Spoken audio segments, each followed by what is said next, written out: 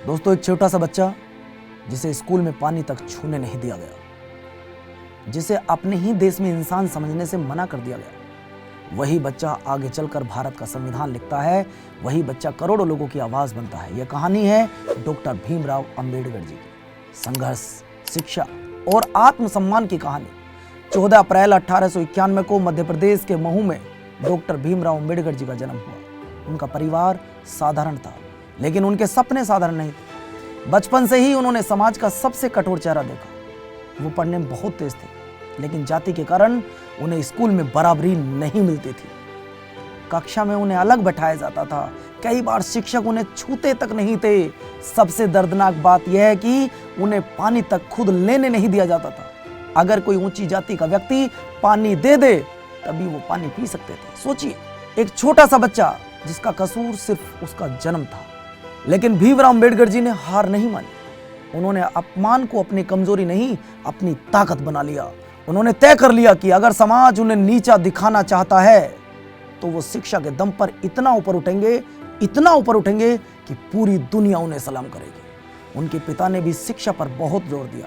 घर में कठिनाइयां थी, पैसे की कमी थी, लेकिन पढ़ाई का रास्ता नहीं छोड़ा। धीरे धीरे डॉक्टर भीमराव अंबेडकर जी आगे बढ़ते गए। उन्होंने स्कूल की बाधाएं पार की, कॉलेज पहुंचे और फिर विदेश जाकर पढ़ाई की।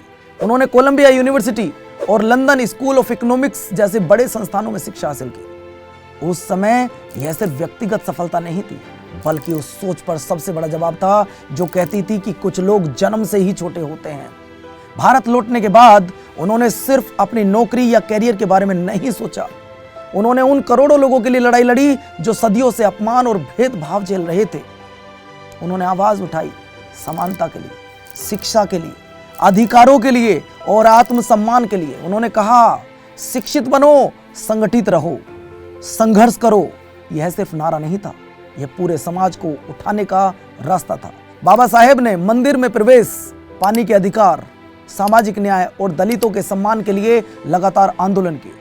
उन्होंने कभी झुकना नहीं सीखा। उन्होंने कलम से भी लड़ाइयां लड़ी और विचारों से भी। और फिर आया वह ऐतिहासिक पल जब उन्हें भारत के संविधान निर्माण में सबसे बड़ी जिम्मेदारी मिली। वे संविधान सभा की प्रारूप समिति के अध्यक्ष बने, जिसमें 7 सदस्य थे। उन्हें लगा जिस व्यक्ति को बचपन में स्कूल में बराबरी नहीं मिली, उसी व्यक्ति ने आगे चलकर एक ऐसे संविधान की रचना की जिसने हर भारतीय को समानता, स्वतंत्रता और न्याय का अधिकार दिया। यही डॉक्टर भीमराव अंबेडकर की सबसे बड़ी जीत थी। उन्होंने सिर्फ अपना भाग्य नहीं बदला, उन्होंने भारत का भविष्य बदल दिया।